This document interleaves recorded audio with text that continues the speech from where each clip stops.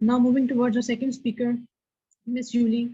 She is a senior advisor at European Innovation Council, political entrepreneur, author and blogger, and works on global collaboration. Over to you, Miss Julie.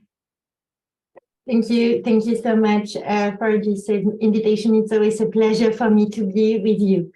So my perspective from Europe. Actually, when lockdown began in Europe almost 3 years ago, I discovered an education system that was, to say the least, in a bad shape. It's also the time when I and my sons began to wake up to a whole society torn between general apathy and interest.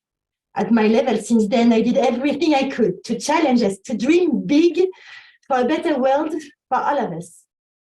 Faced with a system collapse that continues to give us irrefutable truth every day, I began to create the conditions of the new through various initiatives to make sure our future would not be stolen from us. And in the little corner of my blog, every day I've been pushing my readers to love better and higher. And after a year and a half of a determination that does not want to die, I continue to speak my truth to everyone around, including those in power. And soon, we are about to create this reality I dreamt of, because when no one actually has power, it's everyone's responsibility to take it.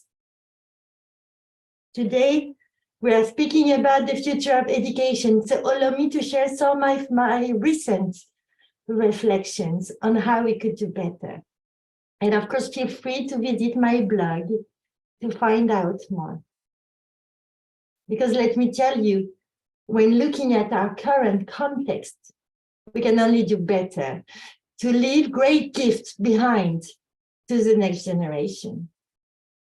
And it could even be very easy when each of our current decisions only seem to precipitate us quicker into the world. My first principle, and it's coming from nature, is that we do not change the other. So the first mission of the education system, as I see it, we need to help people flourish and emancipate on the basis of their strengths and not their weaknesses. And this is why what we have to instill from a young age is a collaborative culture in our children, a partnership culture to compensate on their weaknesses. The second lesson is that one's, contrary to weaknesses, need professional healing. And what does it mean? It means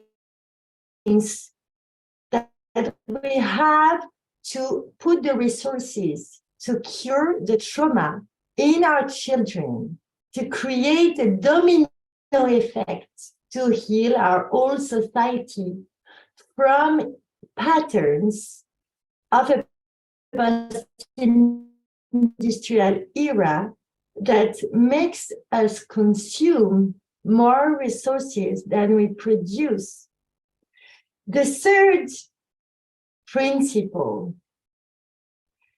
is that transformation from a state of war to a state of peace that we see is not really there, as internal, external conflicts seem to propagate everywhere. This transformation can only occur through hearing.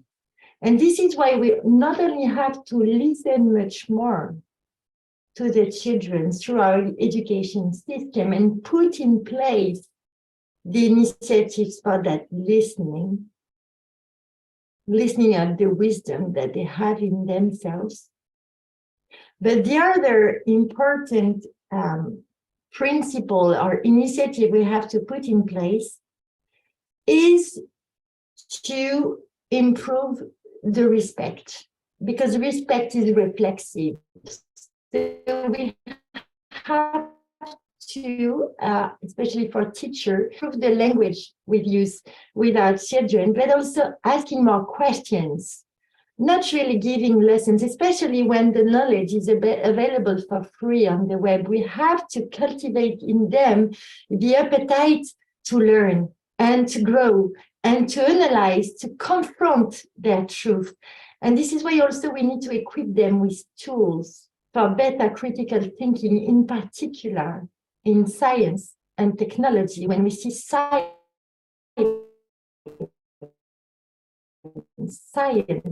is far from being, and it evolves so fast. The fourth principle is that we need a caring culture, because hope grows in the eyes of those that love. And at the moment, as we receive many information about a future that can only get worse with the climate change and planetary emergency, it's even more important to learn as a society to cultivate proactive hope, to create these conditions for a caring culture, for these solidarities, for these collective freedoms everywhere, so that instead of worrying for a future that is mostly uncertain, we create a present in which we will all love to live. The fifth element, the fifth principle, is the need for more openness and sharing, because property doesn't really exist in nature if you think about it. And this is why we need to put in place the open innovation, open source. We need to unleash energies. We need to provide the knowledge to everyone to create these disruptive ideas that we need everywhere to challenge the status quo and build a better world. Of course, innovators, change leaders have to be rewarded. But after a while, everything they create needs to come into the public space, where their ideas will be challenged, improved for the benefit of the whole society. Another principle, man constantly mutates. Change is happening every day. So what we need to teach to our children and really equip them with that very important learning is to clean up themselves, their bodies, but also their minds. Because in times of chaotic, like the ones we know and we live in, it's very important that we understand that we are not born evil and we are not born God. And as humans, we have to continue the efforts every single day to do better, to be better, and to create the conditions for the peace in ourselves, but also around. All our behaviors have consequences. Hierarchy, in nature is also necessary, because my vision is really the vision of global collaboration, and collaboration is basically making the best of all worlds. Exactly like in nature. In nature, you have hierarchy, but you have also networks.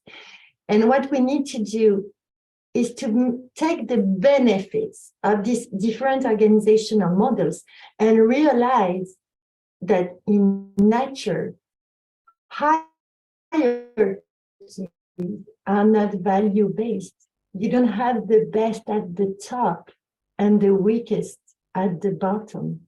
That's not true. So we have to make the most of hierarchies to steer this exceptional civilization to what we need and have very clear roles for everyone in this ladder. Another very, very, very important principle is, and I'm coming to it right now, is that nature doesn't forgive the lack of courage. So we have to speak truth to power. We have to be adventurers of the world. We have to challenge our systems everywhere and create the conditions for that courage that comes from the heart, which means we have to listen to our instincts when we feel something is wrong. Everything is balanced up to the point of imbalance. It's always a combination between pleasure and suffering. But when the suffering is too big, it becomes more difficult to reach balance. Or when the comfort, when we see what we see today in the European countries, when the comfort is too big, it's also very difficult to reach a state of balance. So it's very important that as humanity, we are ready to be honest about our shortcomings and support each other to do better towards movement. And for this, I think we have to appreciate where we come from, because individual strength is actually overrated. The real strength is necessarily collective, especially at a time of planetary emergency. And this is something that we need to teach to our youth at a very early age, that our system is interdependent. So when we harm one person, we harm the whole system. Our system has become global, but we didn't become global and holistic in our minds. So when my kids come back from school telling me, Mommy, it was boring, I'm really sorry for them. I'm sorry for our planet. I'm sorry for all of us. I think we can do much better to stretch our kids, to challenge them, to organize, collaborate, experience where they learn to solve our mega challenges with everything that makes them powerful and not helpless. And I come to this speech by telling you that what I would love to see in the context of the global collaboration journey that I started is the organization of local cross-country assemblies of citizens, passionate people, experts, politicians, everybody in the same rooms, whether virtual or physical, to debate the future of education and to seek an alignment between the vision, a dream for an exceptional civilization, and the ways we can improve education to prepare and accompany this society of amazing change leaders that our world needs. Thank you.